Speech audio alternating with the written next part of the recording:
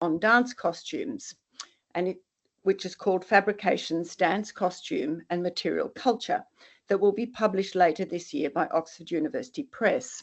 Where are our slides up somewhere? I can't see them. I was just attempting to share. Yeah. Is that's possible? Yes. There you go. Okay. Yeah. Okay. Just to get the slides up would be great. Okay, maybe the next slide, Gillian. Great. So my research for that book involved visiting many diverse museums and collections in both the United States and France, as well as engaging with a range of contemporary dance companies whose work is still ongoing. Given that I had identified a large number of unique costumes and photographs of dance performance, it seemed very important to place those costumes in context. I negotiated permission with the publisher, that was Oxford University Press, to include a significant number of supporting illustrations. What is that?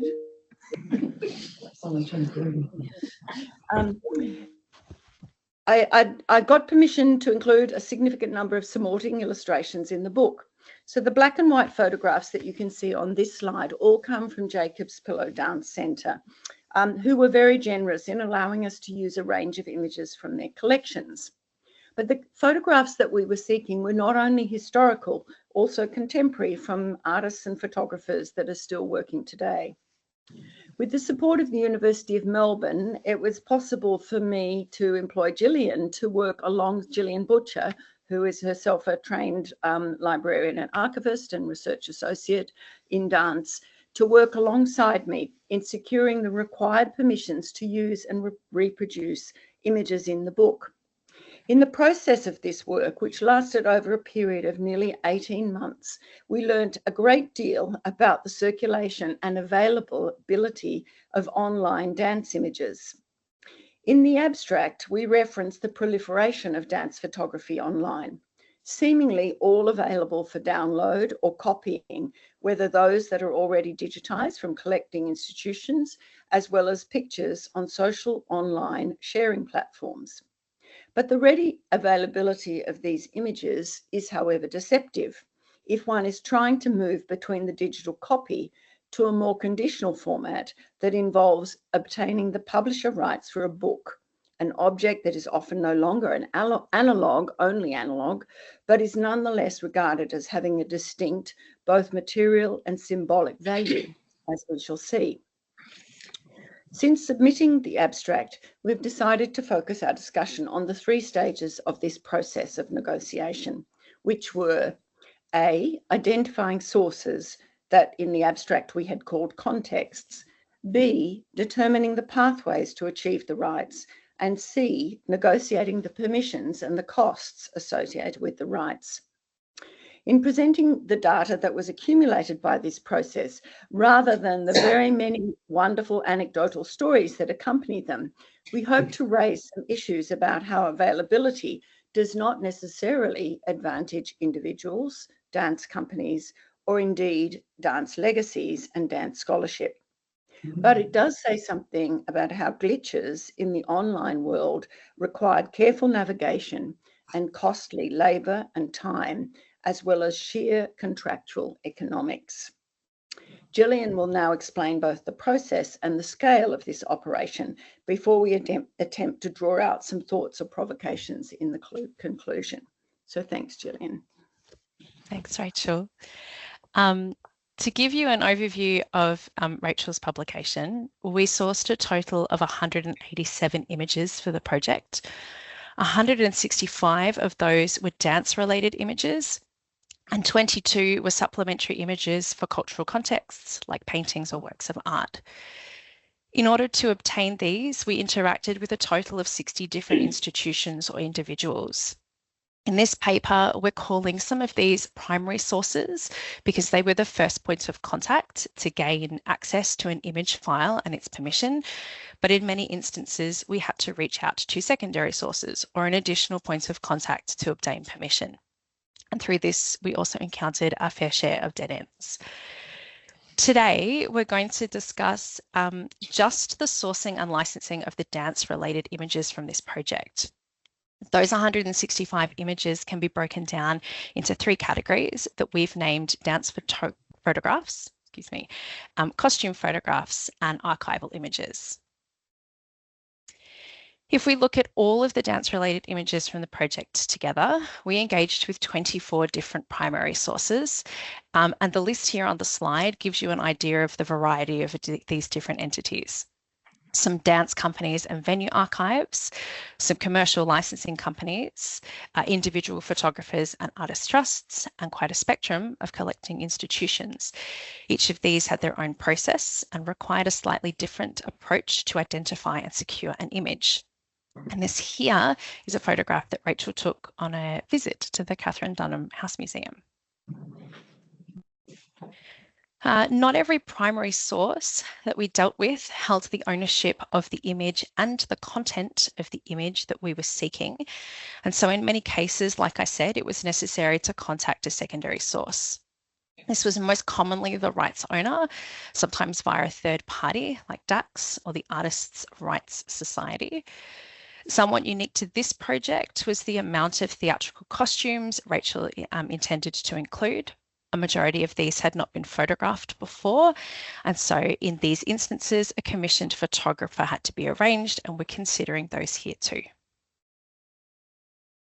Dead ends, I'm sure, is fairly self-explanatory, but they are worth noting as a strong majority of these were individual photographers or estate or collection owners who either did not reply, which was the most common response, or refused permission. And usually this was because they were unwilling to agree to the terms that had been provided to us by the publisher to pass on to them. The image on the right-hand side of the screen is a screenshot from an early draft of a chapter from Rachel's notes, and she's going to take us through that to give you an idea of the kind of processes we went through.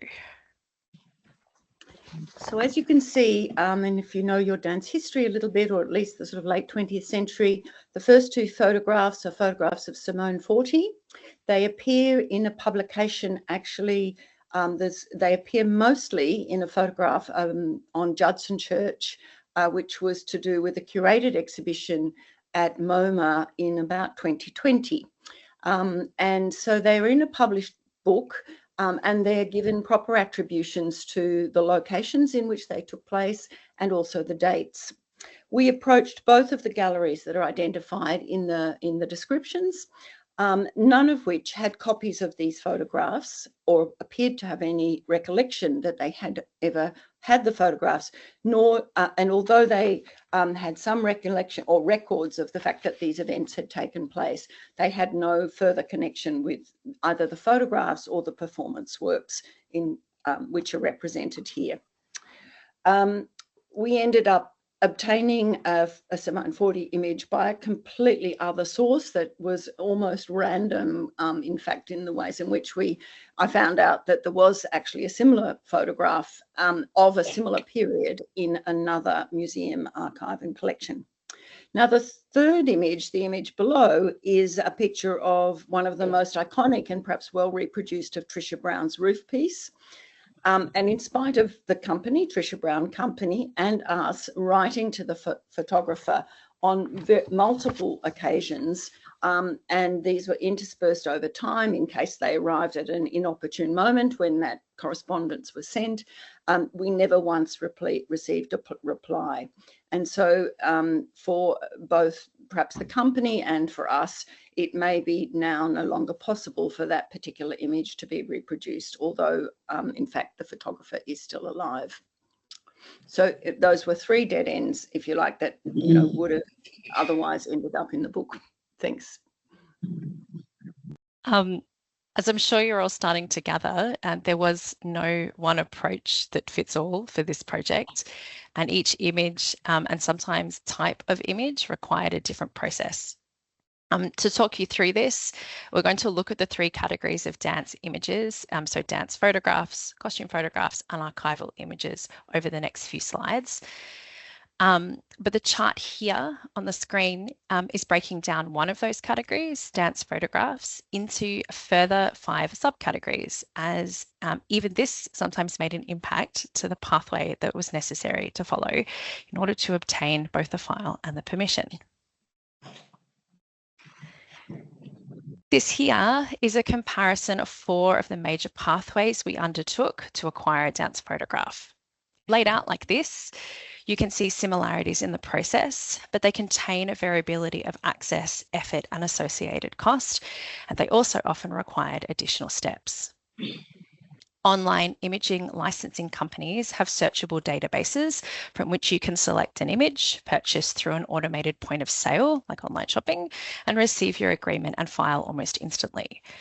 A lot of collecting institutions provide a similar service, although sometimes after an initial email inquiry or 2 to clarify some details. These are straightforward and easy processes, but they contain non-negotiable terms and fees and little to no personal contact or exchange.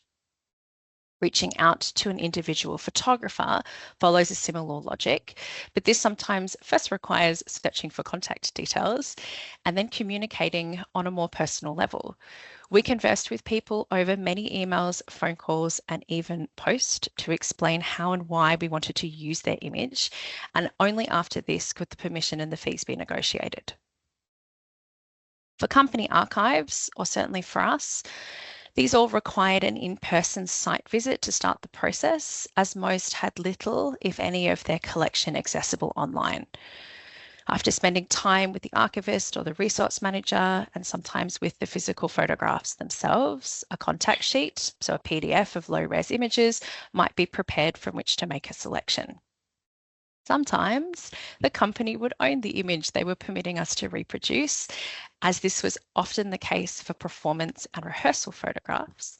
But in these, in these instances, no further steps are needed to make an agreement. It was just with the company themselves, but a majority do not. And much like the pathway Rachel described before, our process in reality was fairly straightforward. In some cases, we ended up having to invest a significant amount of time and effort, as well as permission cost, into only what resulted in a small selection of images. But in doing so, we also had the opportunity to build relationships with those particular institutions and photographers. Through site visits and ongoing email conversations, we gained access to a deeper level of knowledge about the photograph and their contents that enriched the research, the kind of details that often accompany an archival record in their human custodian, but not always in their database record. The pathway for archival images and costume photographs are largely, on paper, the same, although the costume images require a greater detail and labour to produce. Rachel spent time in all of the costume-related archives, identifying garment items and ways of presenting them. And you can see here a picture taken with her phone of some Ted Shawn Dance Company pants in the Jacob's Pillow archive. We don't have much time to talk about this today. The costumes are a rich but separate topic, almost unto themselves, but we will make a couple of brief points to move forward. In instances where collecting institutions could not provide an in-house or a contracted photographer in order to take these images, we had to source one ourselves. The cost of this labour was sometimes, but not always, passed on to us. And we worked closely with all of the photographers involved to try and capture a sense of unity across the book, but also to highlight certain visual attributes that were key to Rachel's research, and having already taken images like the one on the screen became an important part of the process. Of course, once you agree to permission, you then need to arrange for fees to be paid. And the ranges on the screen here should give you an idea of the kinds of reproduction costs that we encountered. The top bracket ranges from 200 to 450 Australian dollars per image. It reflects about 1/5 of the total dance-related images that we sourced and accounts for over half of the total cost of image rights for the entire project. Included in this range are the highest priced commercially licensed images, Photographers where a double permission was required, so where we might be paying both the collecting institution and a rights holder a reproduction fee, or the company, archive, and a commissioned photographer, both a reproduction fee and a labour, respectively. But this bracket also represents what we gathered along the process was a fairly standard collecting institutions or rights holders fee.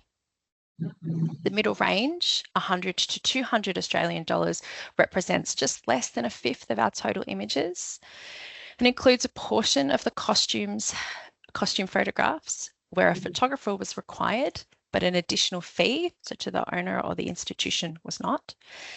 But then mostly lower priced online image licensed fees or low priced reproductions from collecting institutions or photographers, as we spoke to all of these individually and they all set their own prices.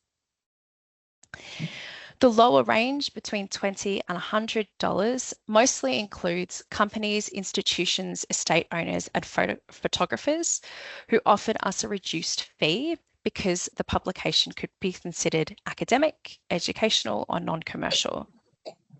In a lot of these cases, however, the reduction was offered only because we had had enough of an interpersonal exchange with people that they knew enough about the details of the research interests and intended uses that we had to be relevant to offer it to us. And then 2/5 of our total images, 44%, in fact, were given to us for free. This includes any instance where the fee was waived entirely because ours was an academic publication, or the fee was not required because the photographer was unknown and the image was approaching an age where it could enter the public domain, and so the institution had approved it for low risk.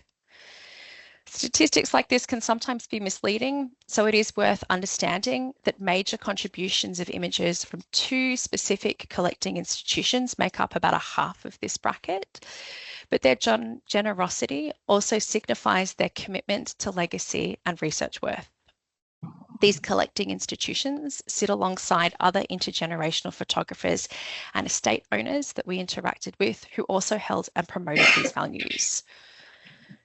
They were also often the people who were open to hearing about the research project and building relationships and rapport with us. Looking at the maze of permission chasing that we did, broken down into source pathways and cost ranges, many instances of inequalities around this ownership and attribution and cost and value and worth became apparent, which is what Rachel is going to talk about now in more detail. I'm not quite sure how timing is going, but I would like to perhaps at least cover these 2 slides, even if quickly.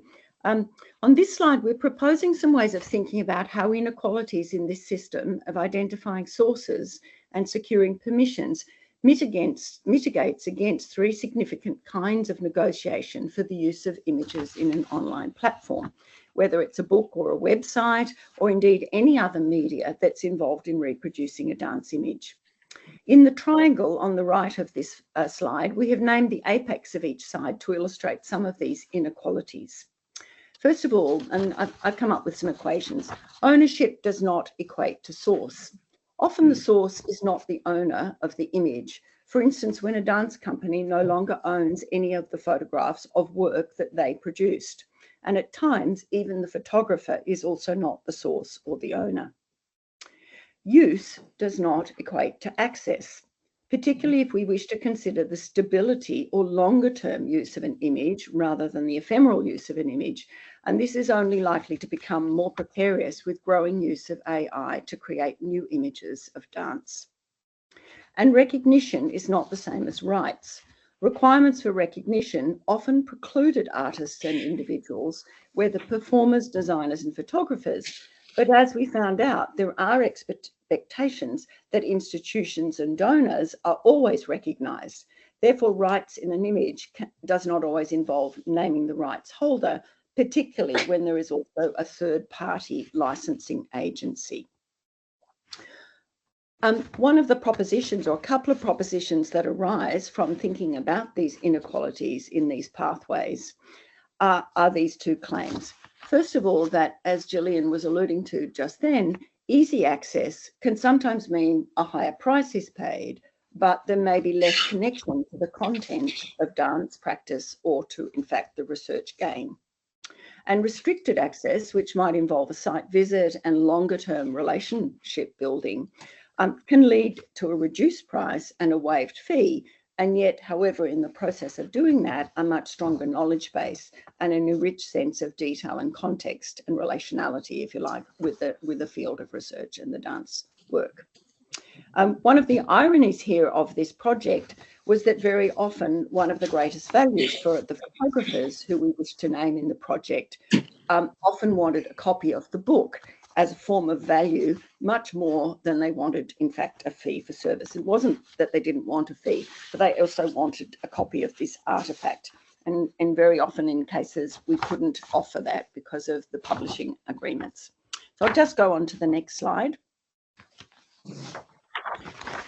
I think one of the things about this process that it has taught us, and looking at the ways in which dance legacies are beginning to take shape, if you like, around collections and archives and access to photography and access to video, is the insecurity of ownership has only in very few instances been secured in such a way that the artist, whether the dance choreographer or the photographer, benefits from its online availability, either in terms of increased use, its circulation and recognition, or indeed in rights payment.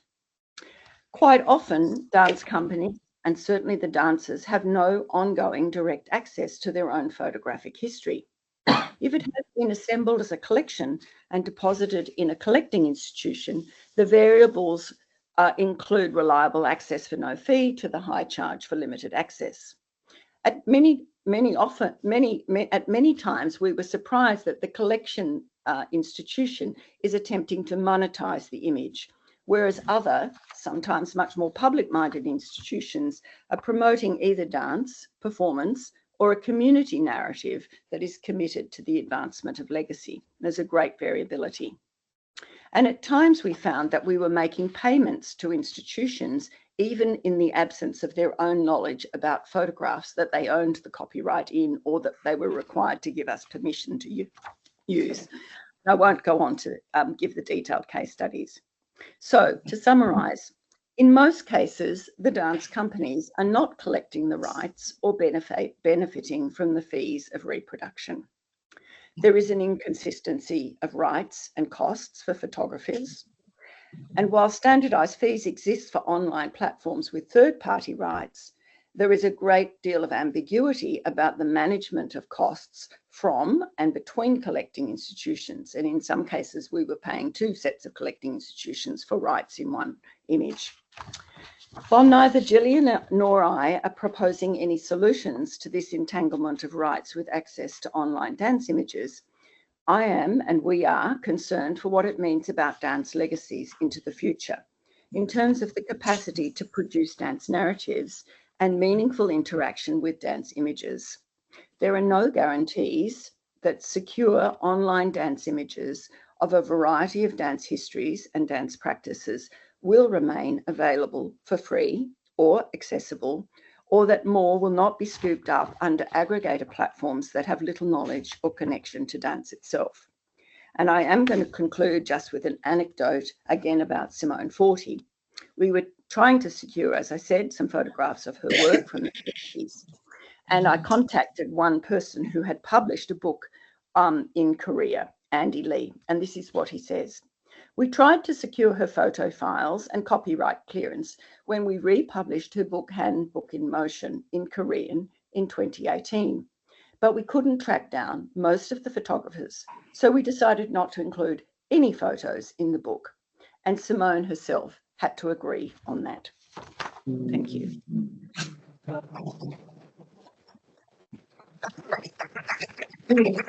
Thank you so much, Rachel and Gillian, for sharing that really fascinating work full of the questions. But we're going to move on to Swetha. But if you can hang around and then we'll take questions at the end, that would be marvellous. Thank you so much.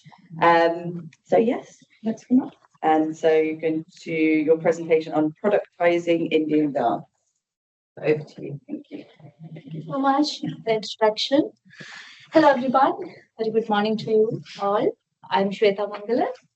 an independent researcher from India, now based in Cambridge, and an Indian dance practitioner specialized in the style Mohiniyattam, which is a South Indian dance style.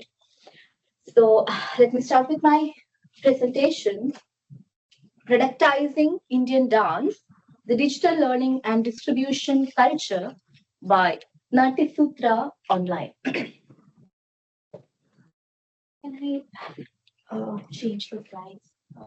You change. Yeah, next slide, please. Yes. Indian dances in general are deeply intertwined with myths, history, cultural traditions, and ritual practices. Far beyond physical movements or rhythmic patterns, the dance forms embody creative expressions with a purpose. It can be social, ceremonial, ritual, or spiritual. In the codified forms of Indian dance that we call as classical dance, aesthetic communication transcends the mere narrative and emphasizing on how emotions and essence are conveyed. So here, dance is a medium of communication that's not merely for the storytelling, but for the aesthetic representation of the form by executing the techniques. As Indian dance scholar Kapila Vatsyayan says, all Indian arts create an illusion of spontaneity, is the result of perfect and flawless execution of multiple and complex system of techniques. The technique becomes specifically significant because it is a vital vehicle of profound vision which the artist is known and which he is seeking to suggest through his particular medium with the greatest possible concentration of rhythmic unity. So here I try to place the dance as a medium and what does it communicate? What is the message? What is the content? And how important is the medium? And how important is the receiver who receives the content or the dance or the audience in general? So the success of the dance as per Indian aesthetic theory, can you please change or the Rasa theory lies in the ability to evoke a shared experience of emotional and spiritual essence within the performer and the audience. In Indian aesthetics, dance is the embodiment of Rasa, the emotion. So how important a creator or dancer, equally important is the audience or the receiver. The dance is created and presented for the receiver. So as a famous saying, it matters for whom you dance. It matters for whom one dance because each audience writes upon the dancer's interpretative body of dance, its own readings of those dances. The audience itself can be read as history from those who supported secular dancing, theological dancing, erotic devotional dances, and 20th century Victorianized, sanitized dances to dance that decolonized and in the process of unpack and reconstruct identity through representing cultural bodies. An immediate history of audience responses becomes the history of each individual dancer. This history is embedded in the representation of Indian classical Indian dancers, unquote, Uttarasha Kullavala. So how we read the dance is created by the way dance is represented and transferred to generations. Dance representation is meant for the audience and dance teaching is meant for the learners and also meant for molding a community to perceive the idea of dance in a certain way. So representation of dance and reproduction of dance is equally important in identifying and accepting the art and its aesthetics. So it matters for whom you dance, and it also matters how you dance and what message you pass through your dance. How the message is being received in the new normal of digitized dance is my question of inquiry today. The creation of beauty in dance stems from mastering the technique combined with the performer's creative imagination, which requires a systematic way of training under a master. In Indian context, it calls as a guru. Next slide. The learning system is as important as the art forms in Indian dance context, especially for the classical dance forms. It demands a complete surrender of the disciple to a master to get trained, learn, and go deeper to the essence of the art. The training system in Indian classical dance, I quote Sunil Kothari, the training system in Indian classical dance is not just about mastering the technique, it's a journey of self-discipline, patience, and inner growth. So the traditional system of learning was also known as Guru Shishya Parampara, which is a lineage of a master-student lineage or a teacher-disciple lineage. The traditional Guru-Shishya system of training emphasizes internalized learning where the essence of a style, a school, and the Guru's unique aesthetics are transmitted to the disciple. This process, described as an osmosis of practitioners, allows the Guru's energy and knowledge to flow into the disciple. The Indian text of dramaturgy, Natyasutra, says on Indian performing arts underscores the importance of rigorous systematic training under a guru, which states only the knowledge imparted by the guru shines forth. So this system not only produced skilled individuals but also established a lineage or a school or a particular style. So each lineage, which is also known as Bani, developed unique aesthetic, choreographies, and repertoire that became the hallmark of the style of the school. So over time, reforms and restructuring opened the art form to a wider audience and transitioning from the traditional Guru Shishya Parampara to systematic tutorials and later to formal academic settings. Today, virtual learning platforms and digital arts have further revolutionized this training process with the help of new medium, which expands the access to dance education while reshaping the ways embodied knowledge is transmitted and experienced. So the new media technologies unify the digital and physical worlds and provides new possibilities for accessing and using information or knowledge. Digital platforms for news, entertainment, information, and social networking sites connect people globally, which blurs the geographical, social, cultural, and spatial temporal barriers. In fact, the technology has originally created to make it easier for humans to meet all their needs. The COVID-19 pandemic and associated measures of social distancing have accelerated the use and accessibility of digital media, which reshape the human endeavors, including education. Over the last years, several platforms have become progressively prevalent for teaching and learning. So in this article, I look into the new system of digital learning in traditional codified Indian dances, which we call as classical dances, mediatized through digital platforms. So here I attempt to examine this new system of digital learning as a new communication medium and how does it create a new environment of classical Indian dance in the global arena. Media theorist Marshall McLuhan argues that any technological tools invented and used by humans are forms of media.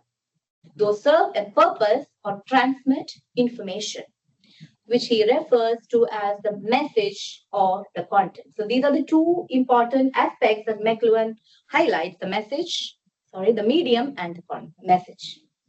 So analyzing the digital learning system as a new media sphere in the context of classical Indian dance raises several questions. Next slide. How does this new media sphere influence the learning and understanding of highly sophisticated dance forms within the norms and facilities of digital media? And what are the major factors influencing digital learning and the dissemination of dance among learners? And what changes does it bring to the dance ecosystem? To investigate this new media ecology in the context of classical Indian dance learning, I have chosen one of the popular dance learning platforms, Natyasutra Online, and analyzed the influence of new patterns evolved and its impact on learners. Natyasutra stands as an example. Next slide, please. As an example Yeah. An example of the new communication platform that provides multimedia content in disseminating knowledge on dance, and they highlight the factor that the contents are created by masters of each style of classical Indian dance.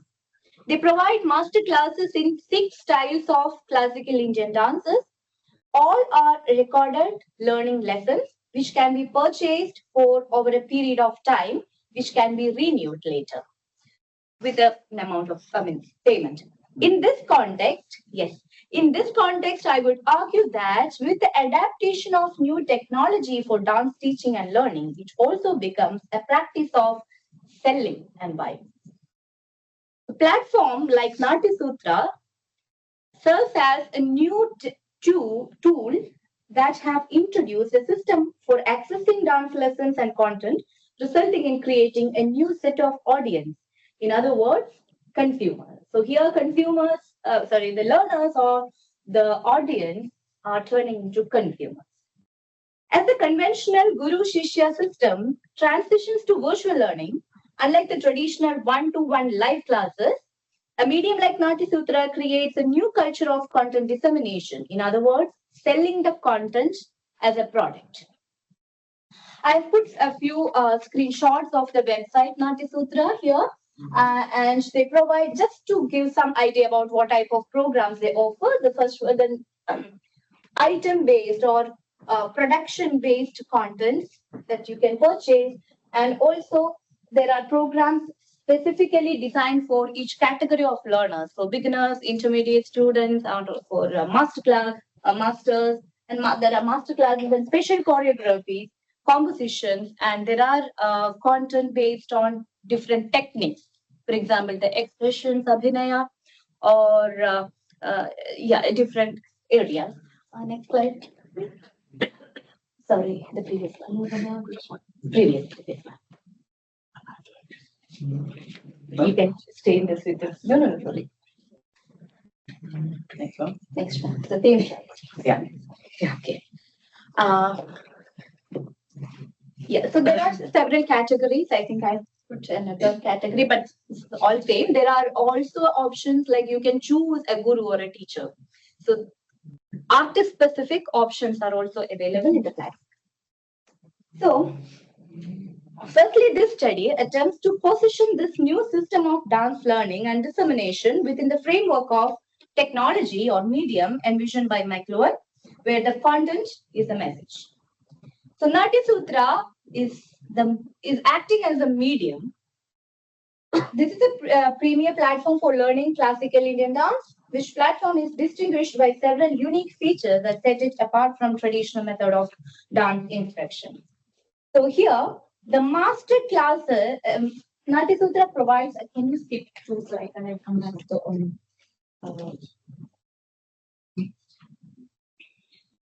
Yes. So these are some aspects of the dance learning lessons by Natyasutra. There are master classes by renowned artists, and these are the claims of the website. Natyasutra Online offers master classes conducted by acclaimed and renowned artists, and the content is artist curated. There is no role of the website owners or the platform owners in curating the content, but it's all up to the artist or the masters. So they also offer high quality multimedia resources, including videos, separate audio files, text, hyperlinks, and so all these multimedia aspects, but there are no options for live communication. And it works as a professional corporate structure. Unlike traditional dance learning system that often operates with a closed, localized setting, Natyasutra Online functions with a corporate structure which handles marketing and publicity for the content, ensuring that the courses reach to broad audience. And it has a global reach. By leveraging digital technology, the platform transcends geographical boundaries, bringing the beauty and intricacies of the dance to students all over the world. And they use social media for the networking purpose. So can you go back to the previous? one more. So here I have put two examples. Yeah, the videos, how the classes are being conducted, but these are not from the actual classes. These videos are taken from the open platforms, YouTube. Yeah, so but this is an extension. Can you just click here? Not play.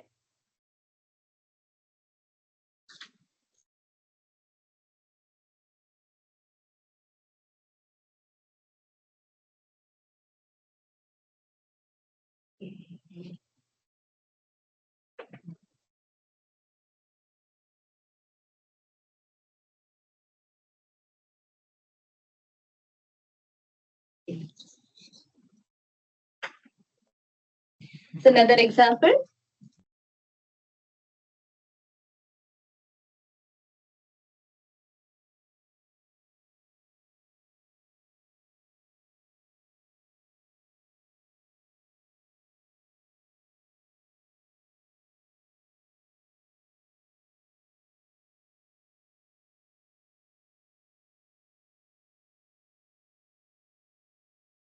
Okay.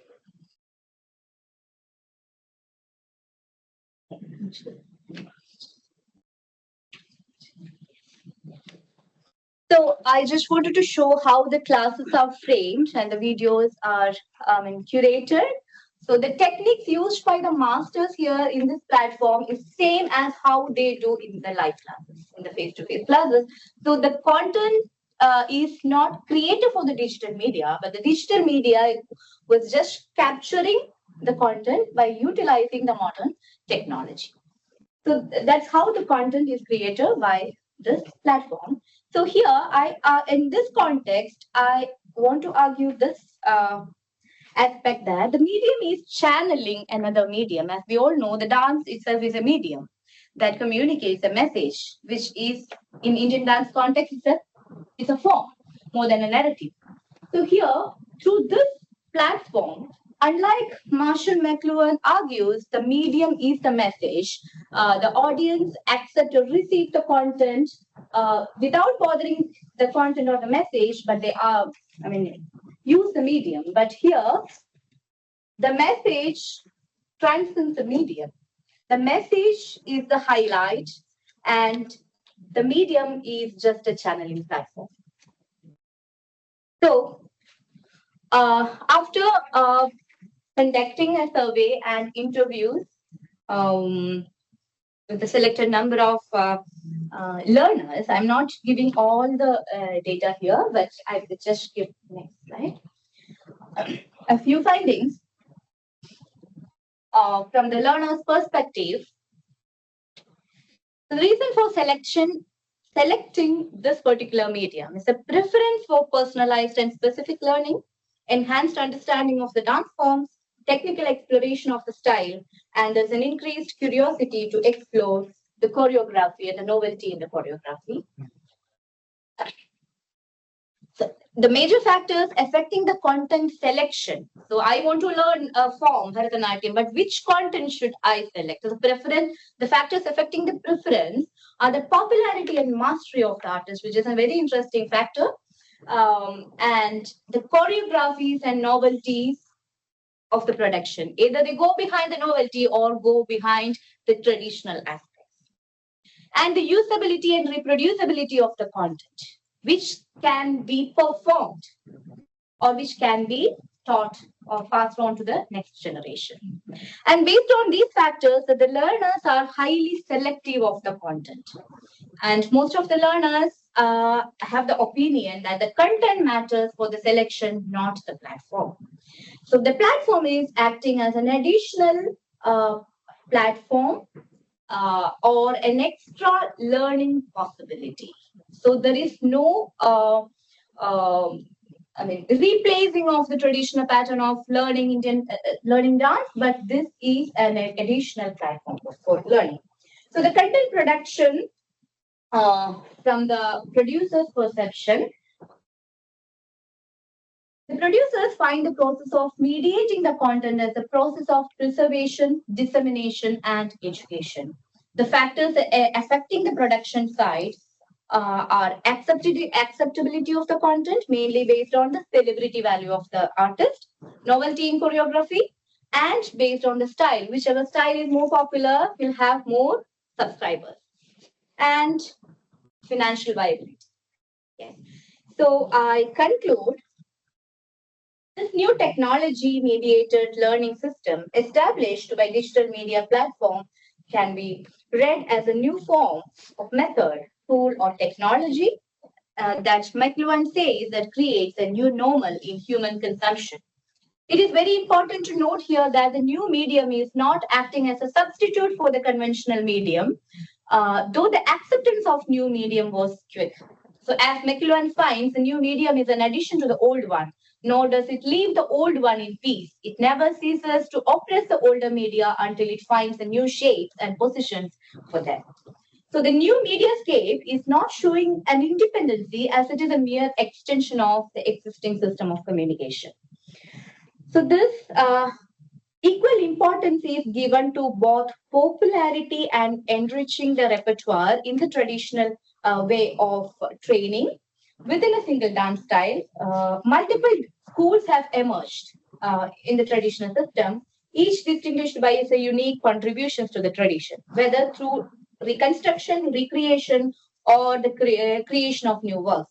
So here, the dancers become the subject, exploring their own and their dance style, physicality, materiality, and philosophy to create artifacts in the form of digitized dance or dance tutorials. The visual representation of dance pieces in Natyasutra is inseparable from its embodiment, artistry, and artist philosophy. So visual media is effectively utilized to transmit this embodied message in detail to the audience. Unlike the conventional Guru Shishya tradition, virtual learners do not directly become a part of this lineage. This is one of the major findings. They are not directly becoming a part of the lineage.